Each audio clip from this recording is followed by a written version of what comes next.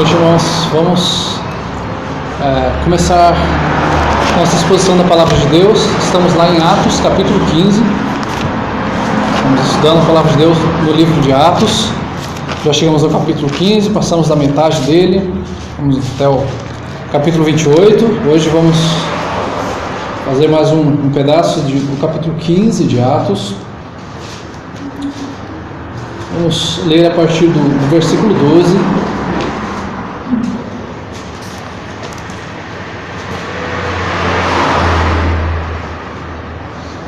Atos 15, versículo 12 em diante. E toda a multidão se silenciou, passando a ouvir a Barnabé e a Paulo, que contavam quantos sinais e prodígios Deus fizera por meio deles entre os gentios. Depois que eles terminaram, falou Tiago, dizendo: Irmãos, atentai nas minhas palavras. Expôs Simão como Deus primeiramente visitou os gentios, a fim de constituir dentre eles um povo para o seu nome. Conferem com isto as palavras dos profetas, como está escrito: cumpridas estas coisas, voltarei e reedificarei o tabernáculo caído de Davi, e levantando de suas ruínas restaurá-lo-ei, para que os demais homens busquem o Senhor e também todos os gentios sobre os quais tem invocado meu nome, diz o Senhor, que faz estas coisas conhecidas desde séculos. Pelo que julgo eu, não devemos perturbar aqueles que dentre os gentios se convertem a Deus, mas escrever-lhes que abstenham das contaminações dos ídolos, bem como das relações sexuais ilícitas, da carne de animais sufocados e do sangue. Porque Moisés tem em cada cidade, desde tempos antigos, os que pregam nas sinagogas, onde é lido todos os sábados.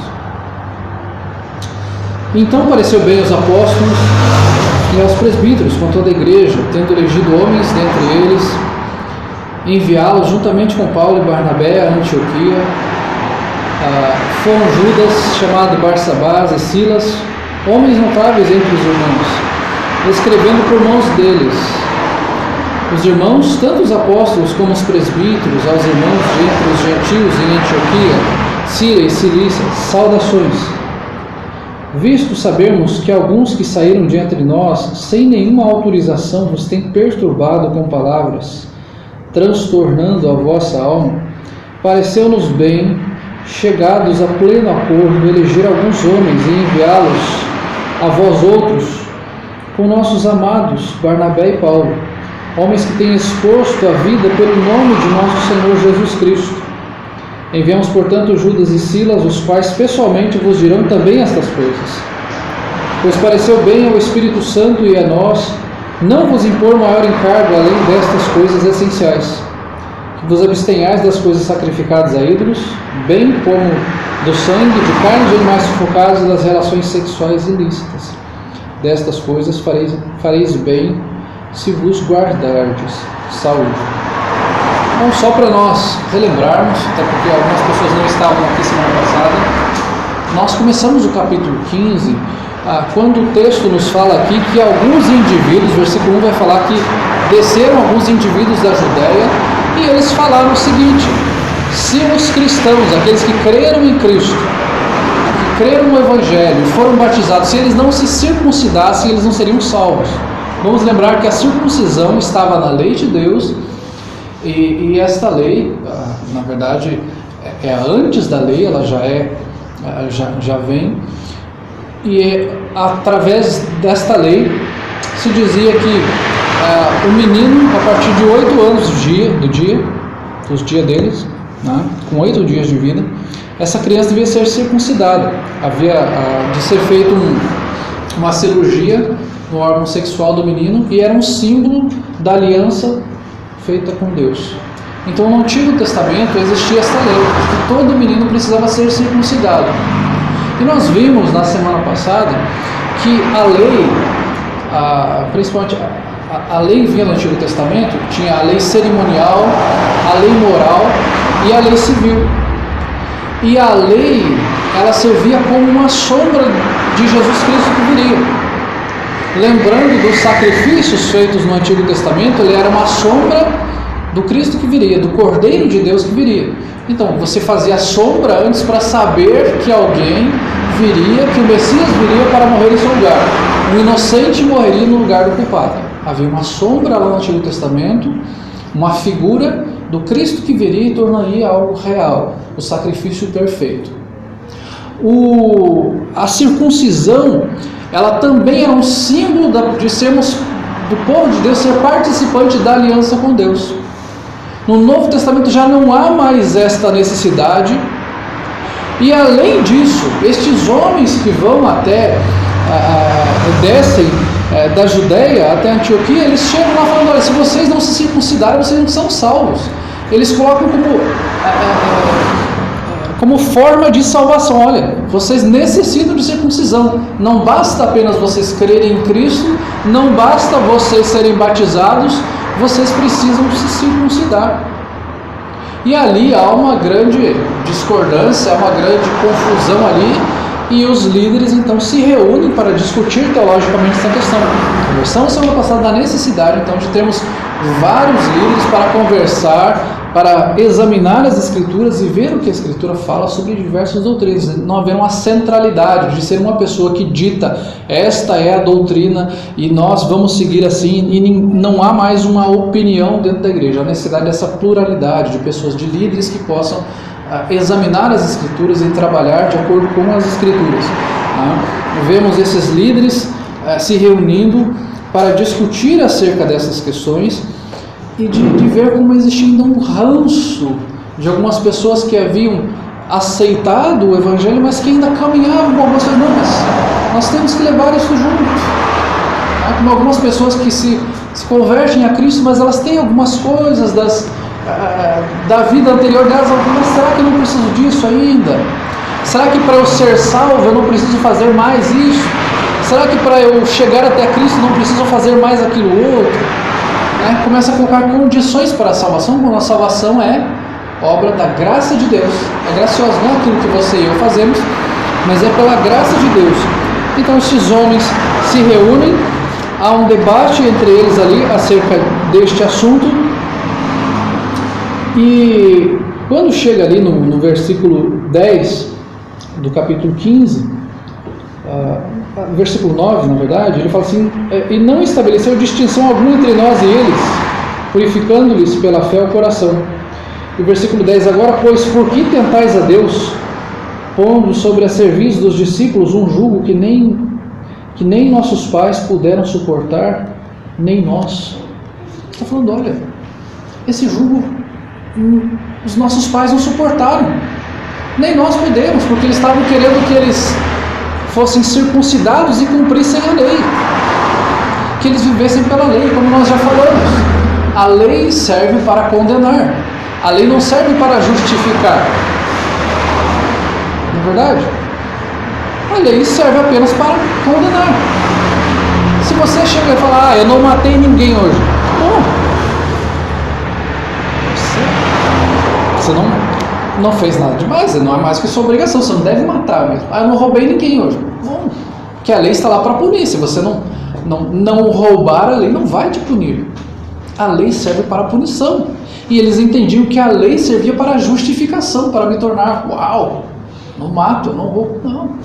A lei está ali porque mostra que o ser humano pode roubar, pode matar, pode violentar. Existiam leis contra estupro, contra adultério, contra assassinato. Então a lei, ela condena. Nós temos várias leis, das menores às maiores. Aquelas leis internas de condomínio: não pise na grama, porque sabe que tem aquelas pessoas que vão lá e pisam. E mesmo estando a placa lá, e às vezes por estar a placa lá, a pessoa vai lá e pisa. Então a lei nos mostra como pecadores nós somos. E o que ele está falando aqui é: vocês estão tentando a Deus e tentam colocar um jugo sobre as pessoas que vocês não podem suportar, nem os pais de vocês podem. E ele explica por quê. Versículo 11: mas cremos que fomos salvos pela graça do nosso Senhor Jesus, como também aqueles o foram. Eles estão falando aqui: olha, eles não foram salvos pela circuncisão. A circuncisão era um sinal, era apenas um sinal. Nós também não somos salvos pelo batismo.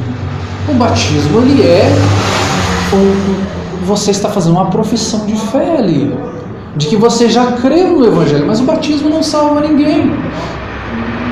O próprio apóstolo Paulo ele mostra que a circuncisão por si só, sem crer nas promessas de Deus, dos judeus, era apenas ele estava se mutilando apenas, era apenas uma cirurgia, não servia de nada. Se era feita a circuncisão e ele não fosse crer nas promessas de Deus, não servia de nada. Assim como alguém que se batiza só porque é legal ir numa piscina lá e mergulhar a cabeça lá e ela não compreende o Evangelho, ela apenas tomou um banho e se refrescou.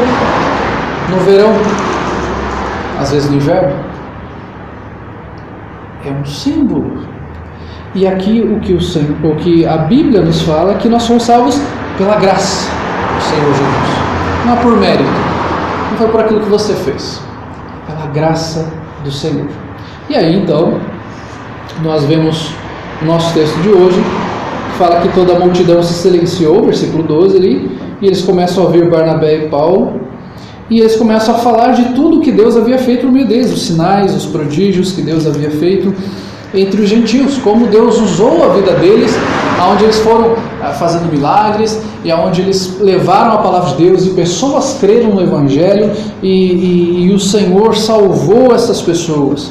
E logo depois que eles trazem este relato de como Deus agiu através da vida deles, Tiago toma a palavra e vai falar então ali aos irmãos. Tiago fala a partir do versículo 13, dizendo: irmãos, atentai nas minhas palavras.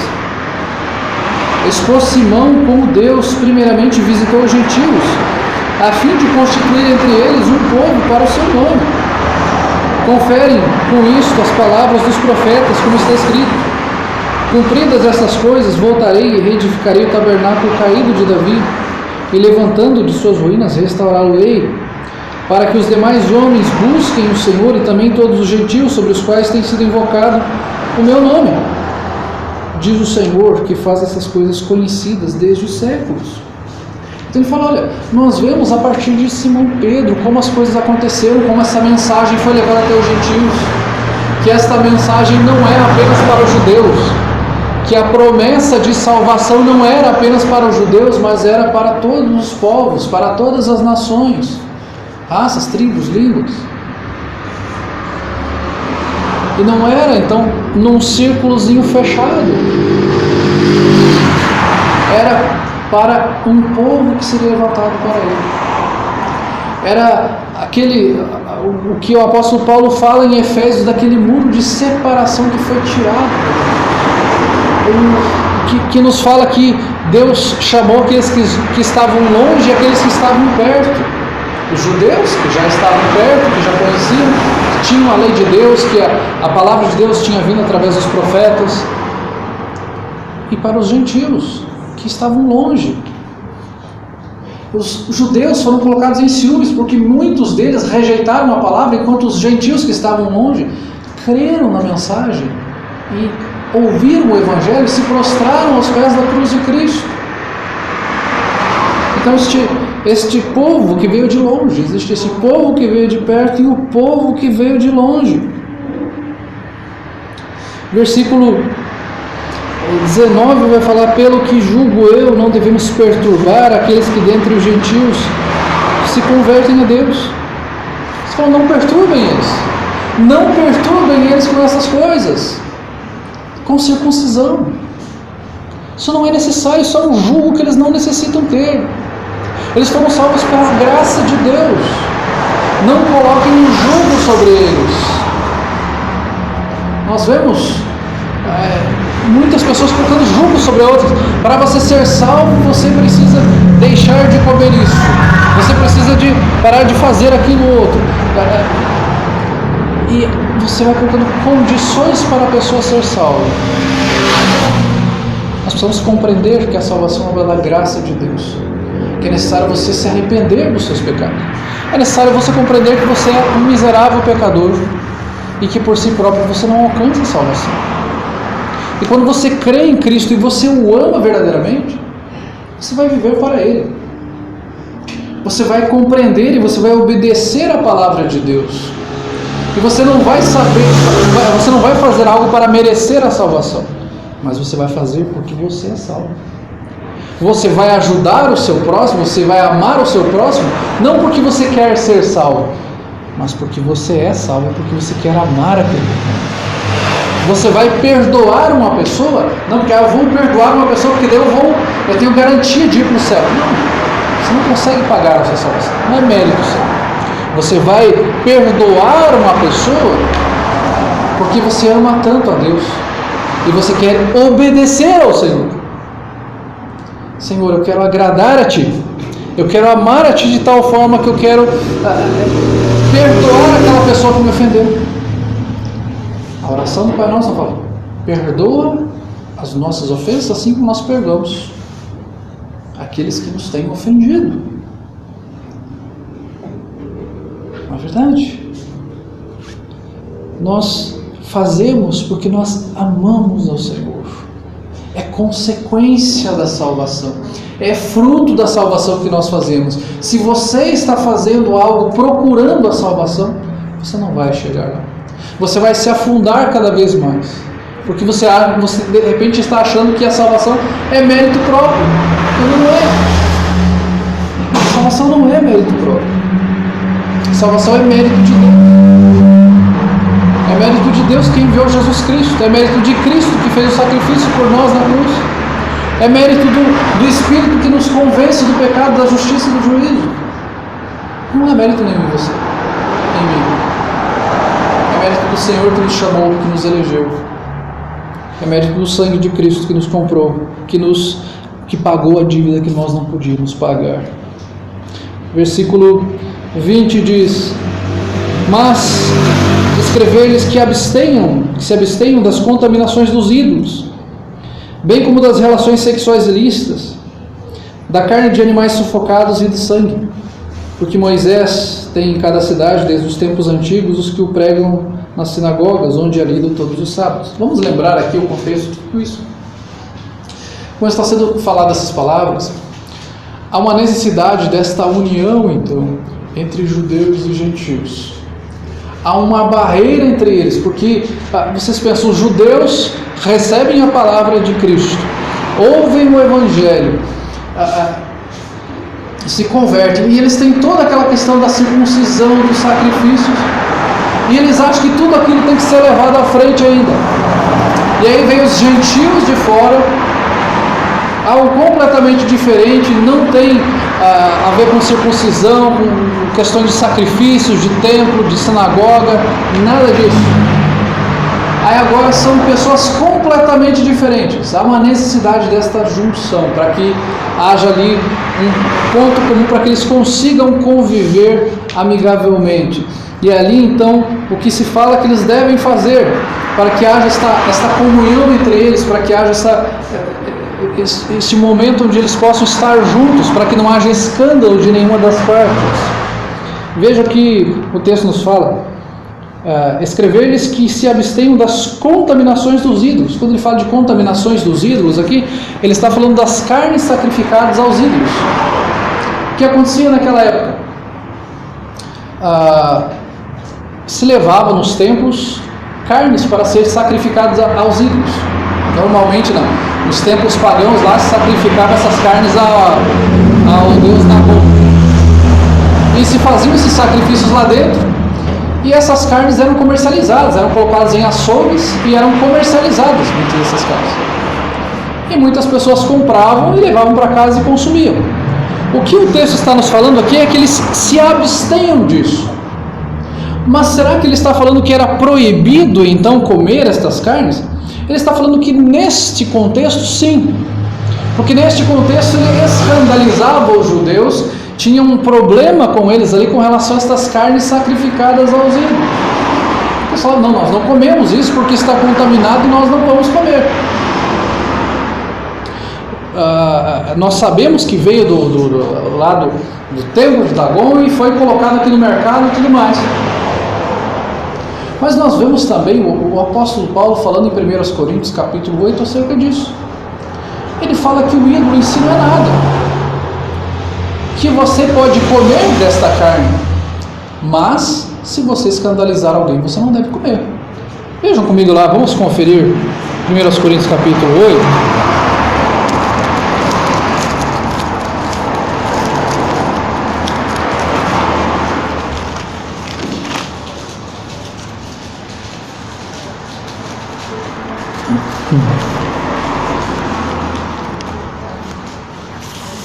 Coríntios capítulo 8. No que se refere às coisas sacrificadas aos ídolos, reconhecemos que todos somos senhores do saber. O saber ensoberbece, mas o amor edifica. Se alguém julga saber alguma coisa, com efeito não aprendeu ainda como convém saber. Mas se alguém ama a Deus, esse é conhecido por ele. No tocante à comida sacrificada a ídolos, sabemos que o ídolo de si mesmo nada é no mundo, e que não há senão um só Deus. Porque ainda que há também alguns que se chamem deuses, quer no céu ou sobre a terra, como há muitos deuses e muitos senhores, todavia para nós há um só Deus, o Pai de quem são todas as coisas e para quem existimos, um só Senhor Jesus Cristo, pelo qual são todas as coisas, e nós também por Ele. Então, o ídolo em si não é nada. Existe apenas um Deus, um verdadeiro Deus. O ídolo não é nada. E o versículo 7 continua: entretanto, não há esse conhecimento em todos, porque alguns, por efeito da familiaridade até agora com o ídolo, ainda comem destas coisas como eles sacrificadas, e a consciência destes, por ser fraca, vem a contaminar-se. Não é a comida que nos recomendará a Deus, pois nada perderemos se não comermos, e nada ganharemos se comermos. Vede, porém, que esta vossa liberdade não venha de modo algum a ser tropeço para os fracos. O que ele está falando aqui, o ídolo em si não é nada. A carne foi sacrificada aos ídolos, ele está sendo comercializada ali no mercado. Você consagra ao Senhor e come dela. Mas, se alguma pessoa se escandaliza com isso, você não vai comer. Veja o que ele continua falando.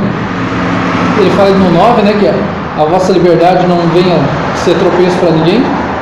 Versículo 10: porque se alguém te vir a ti, que és dotado de saber à mesa em templo de ídolo, não será a consciência do que é fraco induzido a participar de comidas sacrificadas aos ídolos? E assim, por causa do teu saber, perece o irmão fraco pelo qual Cristo morreu. E deste modo, pecando contra os irmãos, golpeando-lhes a consciência fraca, é contra Cristo que pecais. E por isso, se a comida serve de escândalo a meu irmão, nunca mais comerei carne, para que não venha a escandalizá-lo. Esta aqui é uma questão de amor, que o apóstolo Paulo está colocando. Olha, se eu escandalizar alguém comendo aquele tipo de carne, eu não vou comer. Vamos dar um exemplo aqui. Nós temos pessoas, de repente, que vêm de outras igrejas, de outras religiões, que elas não comem carne de porco, por aquele motivo. E por algum momento ela ainda tem aquela resistência a comer carne de porco. Então você, por amor àquela pessoa, você convida aquela pessoa na sua casa e de repente ela chega lá, você está com um pernilzão desse tamanho dentro do forno. Você tem que ser amoroso com essa pessoa. Você entende? Olha, essa pessoa tem uma certa resistência com esse tipo de comida, então não vou fazer para não escandalizar esta pessoa, porque o Senhor já purificou esse tipo de carne, como Pedro vai falar nos capítulos anteriores de Atos ali também. A pessoa se escandaliza com aquilo. Você não vai comer, ela chega lá, tem um porcão com uma maçã na boca. Não faz isso. De outra forma, tem pessoas que vão se escandalizar. Ninguém vai chegar aqui no mercado lá e falar: essa carne vem de qual produtor? Será que ele é de tal seita e ele faz isso lá com o animal lá, ele sacrifica para um deus? Esse sabonete é de não sei aonde. Tem gente que faz tipo de pesquisa: tal sabonete foi feito para... O ídolo em si não é nada. Você vai consagrar aquele produto lá e vai usar. Agora, se aquilo vai servir de escândalo para o Senhor, não compre. O irmão vai se escandalizar porque você comprou aquele sabonete de tal marca, que falaram que fizeram um pacto com não sei quem lá com aquele sabonete. Não. A comida aqui também, quando há esta barreira, o apóstolo Tiago, ele fala que não comam essas comidas, abstenham-se, deixem de comer dessas comidas contaminadas, dessas comidas sacrificadas aos ídolos. Você pega uma bala, de repente alguém te dá uma bala aqui, Vamos dizer que alguém dê bala aqui. Não que alguém dê. E de repente você fala, mas essa bala foi consagrada a um tal lá, numa certa festa lá que existe, foi consagrada. Você não sabia, tua consciência não sabe daquilo, você comeu a bala, não tem problema nenhum.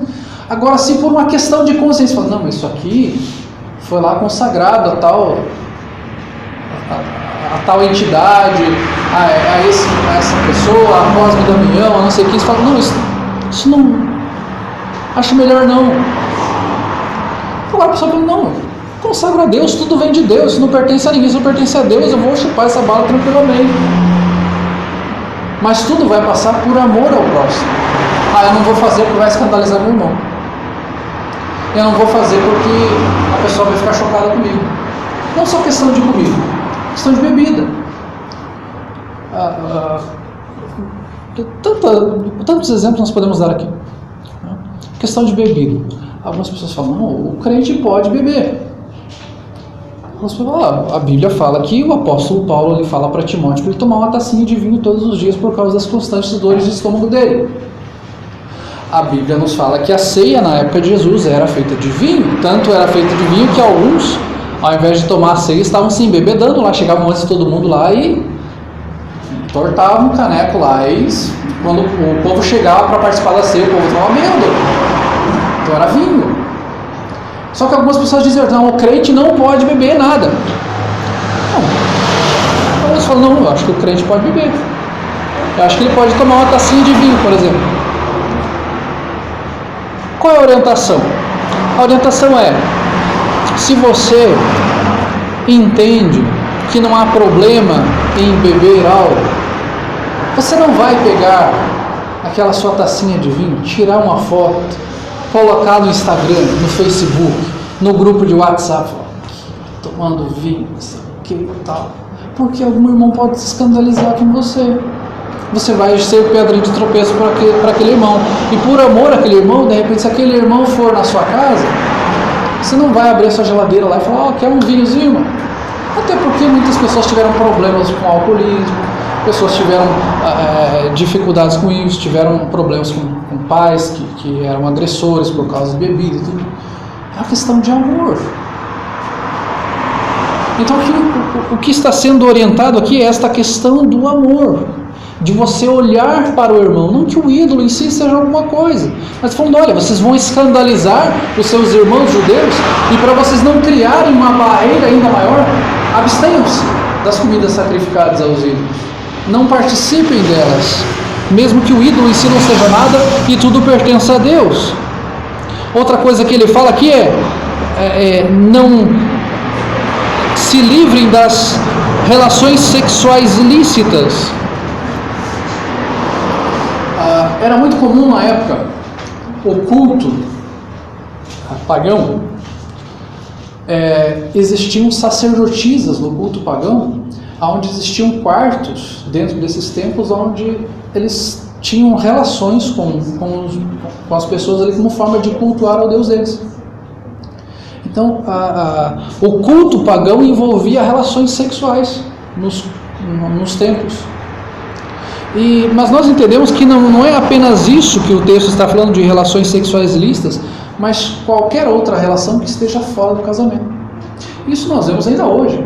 Relações sexuais ilícitas é o relacionamento antes de casar, é o relacionamento, ter um caso amoroso, um relacionamento extraconjugal, é ter um relacionamento homossexual que a Bíblia condena. Então, que o texto está nos falando aqui é de se livrar dessa questão das relações sexuais ilícitas, porque este povo vinha de religiões pagãs onde havia esse costume, de se ter relações como forma de cultuar ao Deus pagão deles, e onde dentro da cultura também existia esta normalidade de se ter uma concubina, uma amante. Então era algo cultural, normal. Normal, nossa cultura é normal. É normal ter mais de uma mulher, é normal repudiar a mulher. Porque o apóstolo Paulo ele vai dando várias orientações nas suas cartas. Quando a gente olha na carta de Paulo aos Coríntios, ele fala do homem não abandonar a mulher. Quando ele vai falar em Efésios, ele vai falar do homem amar a esposa como Cristo amou a igreja, ele vai falar de a mulher ser submissa ao seu marido, ele vai mostrar as várias dificuldades que existiam no casamento, de abandono, de adultério, problemas conjugais que existiam, a homossexualidade era muito forte naquela época, o apóstolo Paulo condenava isso também. Então, o que o texto está falando aqui? Vocês devem se livrar de relações sexuais ilícitas. É uma vida de pureza para com Deus. É o relacionamento dentro de um casamento, é um relacionamento de pureza, que retrata a fidelidade de Deus. Você, marido, você, mulher, deve ser fiel ao seu cônjuge, espelhando o seu relacionamento com Cristo, a sua fidelidade do relacionamento com Cristo, a sua aliança com Cristo.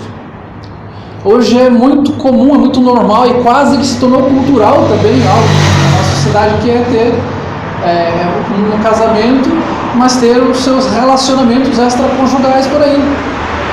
Não, uma coisa aí fora, que antigamente se falava de uma ou outra pessoa, só hoje é normal. As pessoas já nem ligam mais, é tudo tranquilo. Não, é assim mesmo.